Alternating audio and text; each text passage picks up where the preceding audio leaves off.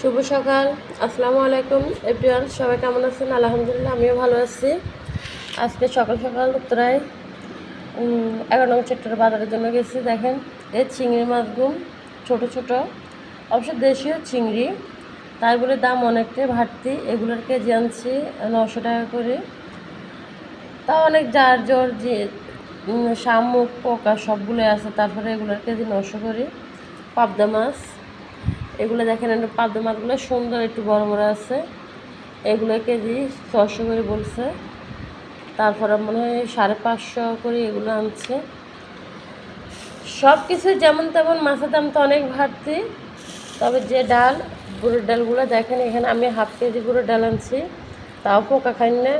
এই ডালগুলোর কেজি এখানে আমাদের লক্ষ্মীপুরেই আছে, এগুলা প্রায় 65-70 এরকম দাম ভালোগুলা।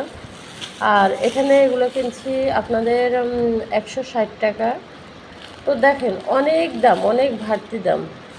এগুলো যদি আমাদের ঢাকার ঢাকার সবাই যদি এগুলো নিয়ে অবশ্যই প্রতিবাদ করে, কিছু কমতে পারে। তবে আমি জানি না, আমার একদম মাথা ঘুরে গেছে। বুড়োর ডাল নাকি 160 টাকা কেজি, তাহলে মানুষ আর খাবে কি? তো অবশ্যই ঢাকা শহরে সবার টাকা পয়সা আছে, সবাই কিনতে পারে, খাইতে পারে, এর জন্য তাদের কোনো মাথা ব্যথা নাই। আমি একদিন বাজারে গেছি, আমার মাথা ব্যথা, আমার সাথে ঝগড়া হয়েছে সবার।